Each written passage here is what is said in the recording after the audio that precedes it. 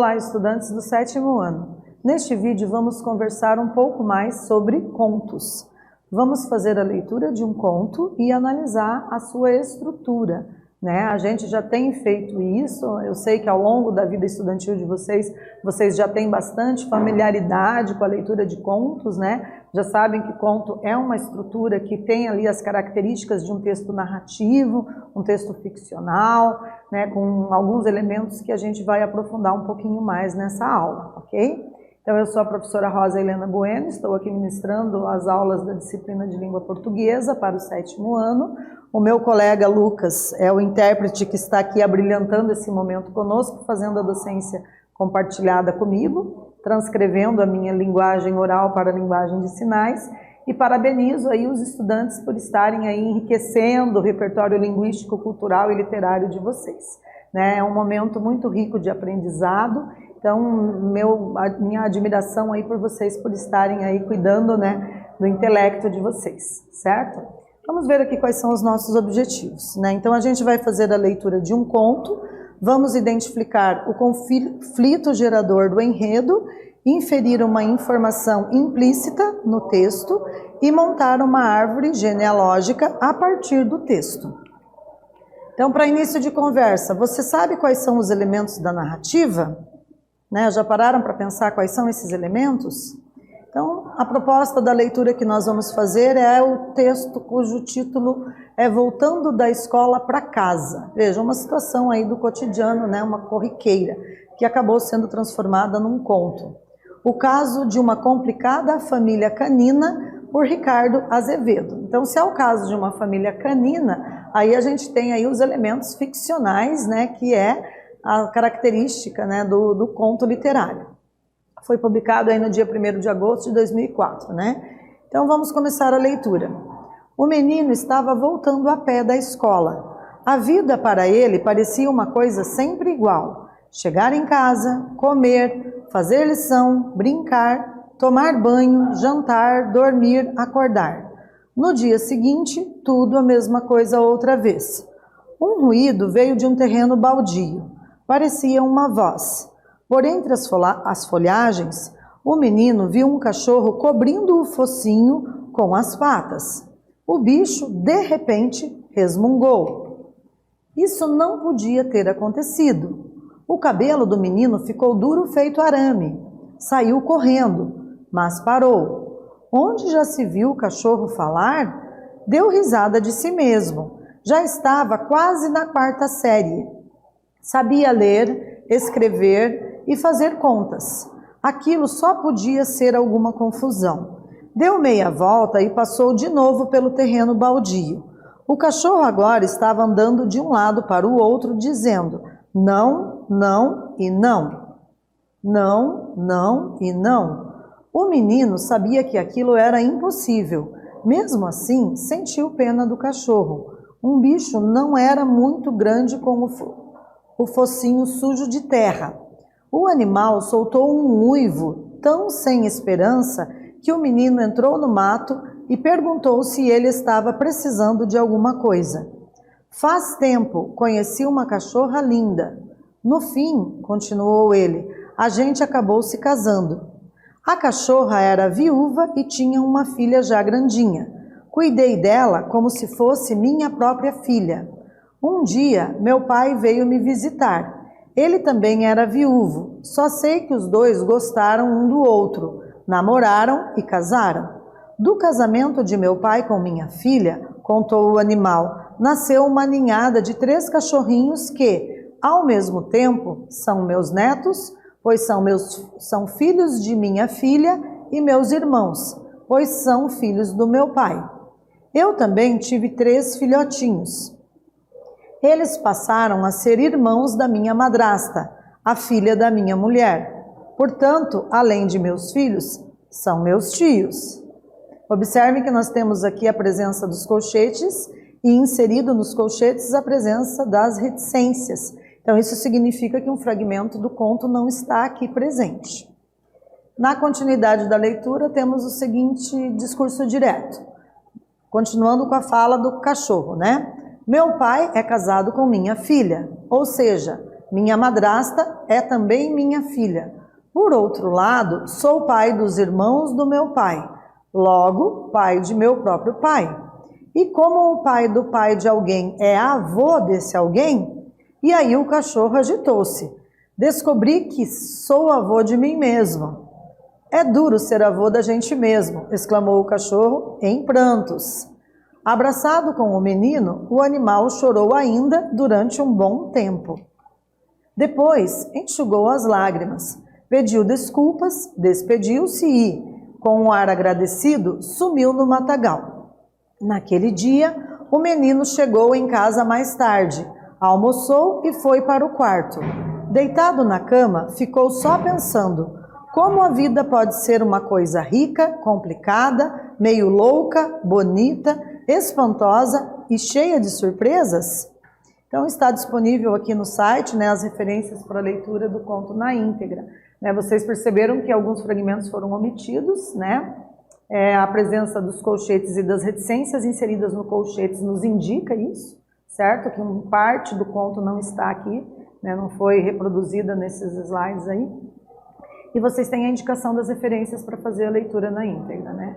Então percebam que o conto traz ali um cachorro que fala, né? Então isso é um elemento ficcional, né, que é típico dos textos, das narrativas que constituem aí a ficção, né? Um texto literário, portanto, certo? Para mexer aí com a imaginação do leitor. Então narrar é contar uma história e os elementos dessa narrativa são a presença do narrador, dos personagens, do espaço, do tempo e do enredo. Então vamos para a nossa primeira atividade. Na letra A, a pergunta é: quais são os personagens do conto? Essa é fácil. A B, qual é o espaço onde os fatos acontecem? E a C, quando a história acontece?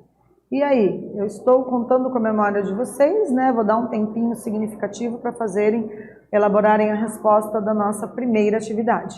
Então vamos à obra.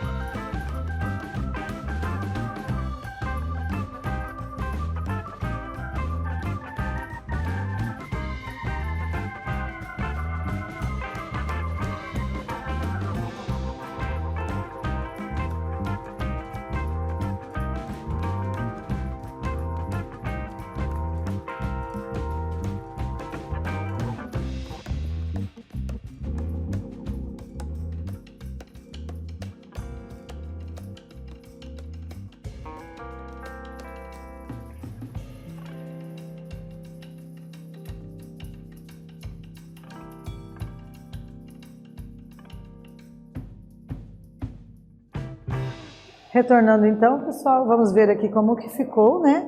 Então, as questões, ela solicitava, né, algumas reflexões sobre quais são os personagens do conto, né? Os personagens é o menino e o cachorro, vocês provavelmente acertaram. O espaço onde os fatos acontecem. Então, os fatos acontecem em um terreno baldio, né? Um terreno abandonado, se escreveram algo nesse sentido, acertaram. E quando a história acontece? Quando o menino estava voltando da escola para casa. Certo? Então, se vocês responderam algo semelhante aí, que tenha produzido o mesmo tom semântico, o mesmo sentido das respostas sugeridas aí nesse slide, parabéns, estão no caminho correto, ok? Então, continuando, né, as nossas reflexões sobre o texto narrativo. Então, o texto narrativo está estruturado a partir do enredo, né? Vejamos como que se dá essa estrutura. Então, o enredo é o conjunto de episódios que compõe a narrativa. Ele é constituído pela apresentação dos fatos e dos personagens. Existe uma situação, problema ou conflito, que é o que gera os fatos, né? Temos a presença do clímax, que é o momento de maior tensão da história, né? Ou emoção, e o desfecho, que é a conclusão, né? A resolução de um conflito, certo? Então, às vezes o desfecho está explicitado para o leitor e às vezes ficam lacunas para o leitor preencher. E aí o leitor tem que fazer inferências, ele tem que fazer adivinhações, né? Tentar pensar como que se deu ali o final da narrativa, né? Quando nós temos informações que são implícitas no texto, né? Então essas implícitas a gente tem que fazer essas inferências, tem que deduzir ali o que será que está acontecendo, o que aconteceu. E vamos agora para a nossa segunda atividade, né? Que fato deu início à história? E aí, o que vocês acham que desencadeou o enredo, a sucessão de acontecimentos? Qual é o fato que né, deu origem aí a essa história? Então não é difícil também, um tempinho para vocês fazerem a segunda atividade.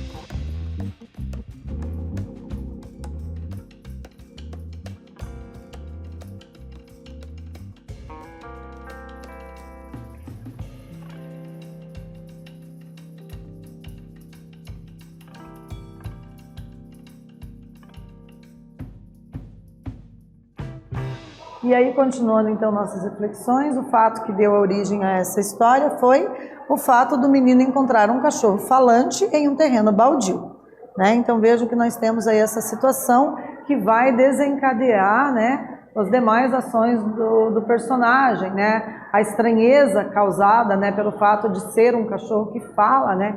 Temos aí um elemento maravilhoso que a gente chama, né, que é o ápice aí da fantasia, né, da imaginação do garoto. Então, claro que no dia a dia a gente sabe que os cachorros não conversam, mas dentro de uma narrativa ficcional, isso é perfeitamente aceitável, né? Isso mexe com a imaginação do leitor, aguça também, né, a fantasia, é um momento de entretenimento para o leitor sair do chão da realidade concreta do dia a dia, na qual os cachorros geralmente não falam, né? E mergulhar ali no universo de representações do personagem para também vivenciar esse diálogo que o personagem teve com o cachorro falante, certo? Então, vocês têm aqui, né, essa sugestão de resposta para vocês para a segunda atividade. E aí agora a gente vai propor uma atividade mão na massa, né? Agora é a vez de vocês, tá? Então, a proposta é vocês verem com os professores se eles concordam, né? E aí fazer uma organização de vocês em trios, né? Se o professor achar pertinente. A atividade consiste em fazer a árvore genealógica do cachorro, personagem da história, voltando da escola para casa. Retornem à leitura do texto para escrever as relações familiares que ele apresenta ao menino, né? E aí, vocês já viram alguma árvore genealógica, né? Então, a árvore genealógica das pessoas mostra como que a pessoa se organiza no seu ambiente familiar ali, né? Como que se dá a estrutura familiar, né? Então, geralmente, a gente tem ali um modelo de árvore genealógica composto por avós paternos, avós maternos, pai, mãe, né? Ou padrasto, madrasta, e aí vem na sequência os filhos, né? Podemos ter uma árvore genealógica maior, contendo a presença ali do irmão do pai, irmão da mãe, né? Ou da irmã, que são os tios, né? Os primos, enfim. Então, a árvore genealógica, ela mostra como que se dá a constituição de uma família, certo? Então, é interessante vocês aí pesquisarem um pouquinho, né, sobre a árvore genealógica para terem uma ideia de como que vocês vão elaborar a árvore genealógica desse cachorro personagem aqui desse conto, né, a partir da fidedignidade dos dados apresentados ali, né? Então tem que retomar a leitura do conto para poder elaborar quem que é tio de quem que é avô de quem que é pai de quem, e aí a gente, né, acha que vocês vão ter um momento lúdico aí, né, para fazer uma interpretação do conto, e vamos fazer aí uma interdisciplinaridade com a disciplina de ciências de biologia, certo? Então, também a gente propõe aqui o uso de uma ferramenta digital chamada de Jamboard, né? O Jamboard é um aplicativo que vocês podem baixar no celular de vocês ou no notebook, né? Vocês podem montar uma árvore a partir de um modelo da internet ou usar as notas adesivas do próprio Jamboard. Então, o Jamboard tem várias notas coloridas ali que permite a vocês também fazer um trabalho com bastante ludicidade, certo? Olhem aqui um exemplo, né? A gente tem ali, ó, minha árvore genealógica, composta ali por avô, avó, bisavô, bisavó, mãe, pai e eu, né? Então aqui é só um modelinho para vocês terem como parâmetro, tá? A árvore genealógica é uma representação das pessoas que tiveram participação na existência de uma pessoa ou família, isto é o histórico que levanta dados sobre os ancestrais dessas pessoas, de forma que fiquem conhecidas as conexões estabelecidas entre elas, ok? Então, nessa aula nós lemos um conto, identificamos o conflito gerador do enredo e inferimos uma informação implícita no texto. Montamos também uma árvore genealógica a partir do texto, né? Fizemos aí a proposição de uma atividade usando um aplicativo gratuito, né, que é o Jamboard, tá? Fica a dica para vocês negociarem aí com os professores e ver as reais possibilidades de fazer uso dessa ferramenta digital, ok? Então, lemos o conto, aprendemos um pouquinho mais, espero que tenham gostado e até breve.